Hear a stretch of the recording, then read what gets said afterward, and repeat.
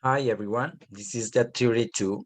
Record an activity to teach a difficult sound in English for Spanish speakers. My name is Leonardo Andrés Herrera Mosquera. The phoneme is the, as in this. This is a difficult sound for Spanish speakers because the dental fricative consonant doesn't exist in Spanish. It sounds between the alveolar plosive D and the dental fricative Z, as in this. Okay, the voice th sound can be found in English words such as them, those, father, together, brother, and breathe. The iPod symbol is the. The students, the population is secondary education students from 10th grade of 14 to 17 years old of a public school with a level of B1 according to the CEF with 2 hours in their school. The objective, by the end of the lesson, students should be able to pronounce the proper phoneme for the. The outcome, students will understand and learn the phoneme the. The step 1. The teacher would introduce the sound the, asking students to make pairs and pronounce the next list of words.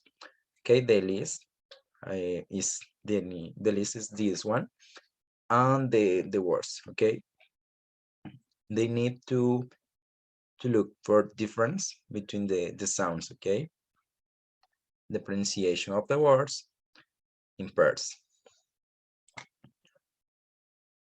Okay, and they would discuss in pairs the proper pronunciation, focusing on listening and speaking skills. The time would be 10 minutes. Okay, the second step, the teacher plays the recording and asks students about the different sounds they heard. Once the students provide some information, the teacher would write the words with the th voice sound on the board, and the students will have to repeat them aloud using the phoneme D. This activity focuses on listening and speaking skills. Excuse me. This activity focuses on listening and speaking skills. The time will be 15 minutes. Okay, and here is the audio. Those, those, then,